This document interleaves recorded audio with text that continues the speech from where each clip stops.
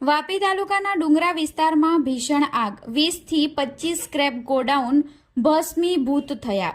વાપી તાલુકાના ડુંગરા વિસ્તારમાં ડુંગરી ફળિયા સ્થિત મદીના મસ્જિદ પાસે ભીષણ આગ ભભૂકી ઉઠતા સમગ્ર વિસ્તારમાં ભય અને અફરાતફરીનો માહોલ સર્જાયો હતો। આગ એટલી વિકરાળ સ્વરૂપ ધારણ કરી ગઈ કે આસપાસના લગભગ 20 થી 25 જેટલા સ્ક્રેપ ગોડાઉન બળીને ખાખ થઈ ગયા હતા।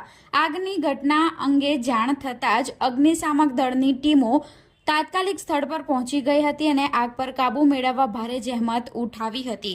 તેમ છતાં આગ સંપૂર્ણ રીતે કાબૂમાં આવી શકી નથી।